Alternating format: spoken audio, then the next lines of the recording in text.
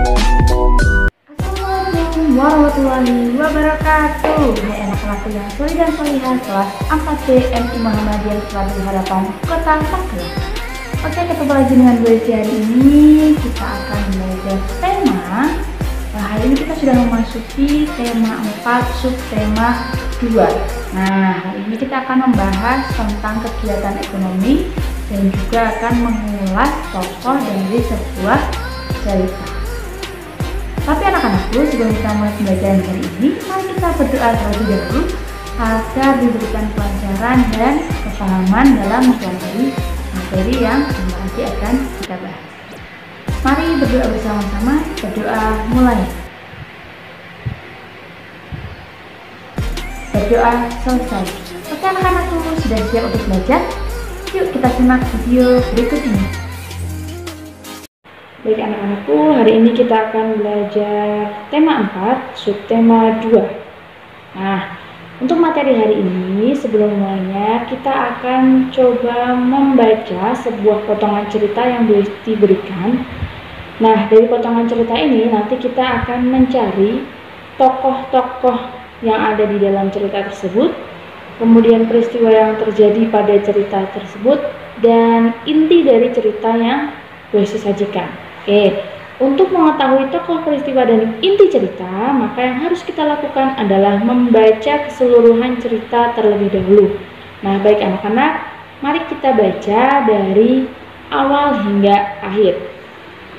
Raihan dan keluarganya tinggal di daerah pesisir.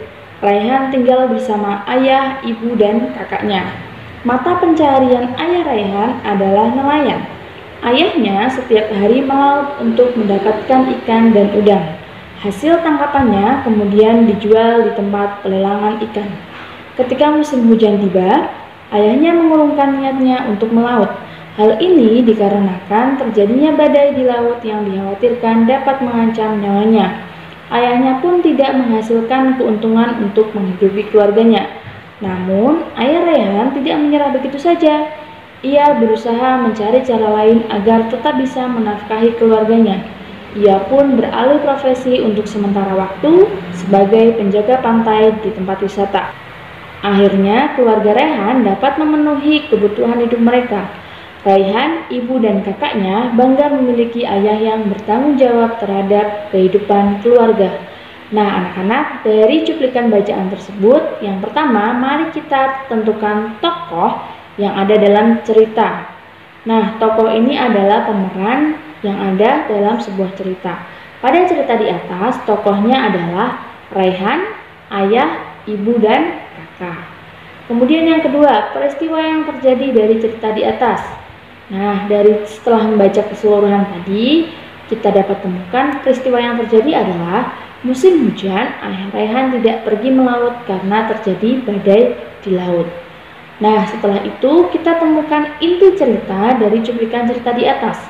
Inti ceritanya adalah ayah Raihan tidak dapat memenuhi kebutuhan hidup keluarga karena tidak pergi melaut saat terjadi badai. Namun, karena ayah Raihan tidak menyerah begitu saja dan beralih profesi sementara waktu, sehingga kebutuhan keluarga Raihan dapat terpenuhi. Nah, anak-anak, itu tadi tokoh, peristiwa, dan inti cerita dari cuplikan yang Bu Esti berikan. Nah, untuk memberikan pemahaman, maka Bu Esti berikan tugas yang pertama. Tugasnya adalah mencari teks pendek, kemudian dibaca dengan seksama, dan yang ketiga, menuliskan tokoh dalam cerita, peristiwa yang terjadi dalam cerita, dan inti dari cerita tersebut. Nah, kemudian yang keempat adalah dituliskan di dalam buku tema. Nah, silahkan tugasnya dikerjakan ya. Oke anak-anak, tadi ayah Raihan adalah seorang nelayan. Membahas tentang seorang nelayan, saat ini para nelayan sudah mengalami perubahan kemajuan, di mana banyak dari nelayan saat ini menggunakan yang namanya GPS atau Global Positioning System. Nah, GPS ini berfungsi untuk mengetahui di mana letak ikan yang ada di dalam laut, sehingga memudahkan para nelayan untuk menangkap ikan. Akan tetapi, karena saat ini banyak sekali nelayan yang ingin mendapatkan keuntungan dengan jumlah yang besar, Maka tidak sedikit dari para nelayan akhirnya menangkap ikan dengan menggunakan bom ikan dan pukat harimau. Nah, akan tetapi saat ini oleh pemerintah penggunaan bom ikan dan pukat harimau dilarang. Mengapa demikian? Karena dampaknya dapat merusak terumbu karang dan habitat ikan. Jadi tidak hanya pada ikan yang mau ditangkap saja, tapi semua habitat ikan dan terumbu karang juga mengalami kerusakan apabila menangkap ikan menggunakan bom ikan dan pukat harimau. Akhirnya dua cara tersebut dilarang oleh pemerintah. Nah, anak-anakku, ada beberapa hal yang harus diperhatikan oleh nelayan untuk menjaga keseimbangan alam ketika menangkap ikan. Yang pertama, tidak menangkap ikan secara besar-besaran. Yang kedua, tidak menggunakan bahan peledak atau racun. Yang ketiga, tidak menggunakan pukat harimau. Dan yang keempat adalah memperkirakan daur hidup ikan. Hal ini dilakukan agar habitat ikan tidak mengalami kepunahan. Nah, selanjutnya anak-anak, ada perbedaan antara nelayan modern dengan nelayan tradisional. Yang pertama, persamaannya. Nelayan tradisional dan nelayan modern sama-sama mencari ikan dan sama-sama menjual ikan untuk memenuhi kebutuhan sehari-hari. Kemudian mencari ikan dengan mengadakan perkiraan cuaca dan gelombang ikan. Akan tetapi mereka juga memiliki perbedaan. Perbedaannya, contoh yang pertama, nelayan tradisional menggunakan perahu layar, sedangkan nelayan modern menggunakan perahu bermesin. Kemudian nelayan tradisional menggunakan peralatan tangkap sederhana, sedangkan nelayan modern menggunakan peralatan tangkap yang modern. Nah, yang ketiga, nelayan modern menggunakan gelombang suara sonar, sedangkan nelayan tradisional masih menggunakan peralatan yang sederhana. Nah, anak-anakku, apakah kamu tahu bagaimana langkah atau perjalanan sebuah ikan itu bisa dikonsumsi? Nah, kita akan belajar alur dari ikan bagaimana bisa sampai ke meja makan kita. Yang pertama, nelayan menangkap ikan di laut. Setelah ikan itu tertangkap, kemudian oleh nelayan itu ikan dijemur. Nah, setelah dijemur, ikan dibawa ke pasar ikan untuk dijual.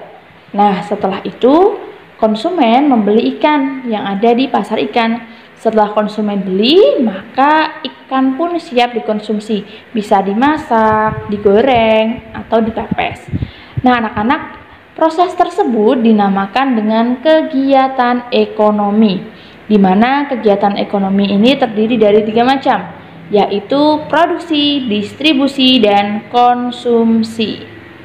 Nah, 3 kegiatan tersebut ada penjelasannya. Yang pertama adalah produksi, di mana kegiatan ekonomi yang dapat menghasilkan barang. Kemudian distribusi, yaitu kegiatan ekonomi yang bertugas menyalurkan barang atau mengantar-antar barang.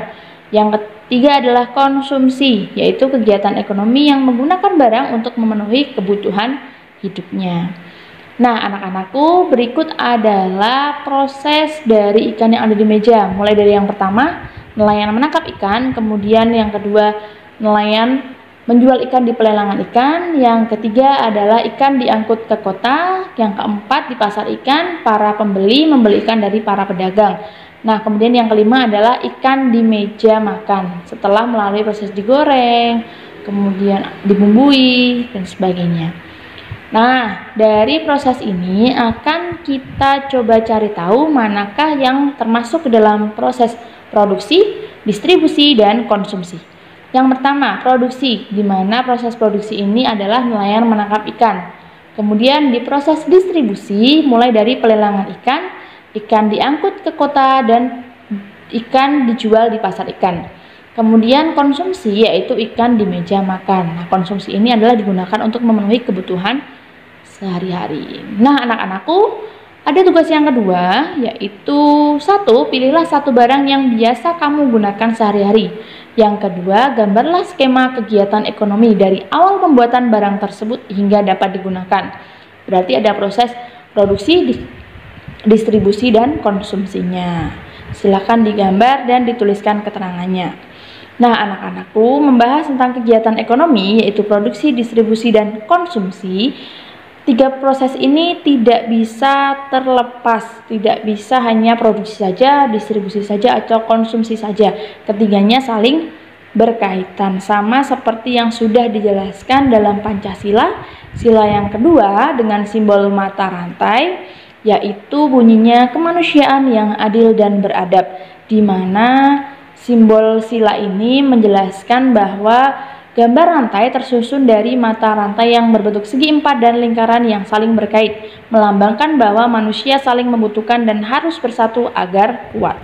Nah, sila ini juga mengajak untuk saling memperlakukan dengan baik sesama manusia, sehingga memerlukan sikap saling mencintai, tenggang rasa, dan saling menghormati sesama. Oke anak hebat, itu tadi materi kita hari ini. Jangan lupa tugasnya dikerjakan, kalau sudah selesai bisa langsung dikirimkan ke Bu Esti. Jika ada yang masih belum paham, bisa langsung ditanyakan ya. Besi cukupkan sekian. Wassalamualaikum warahmatullahi wabarakatuh.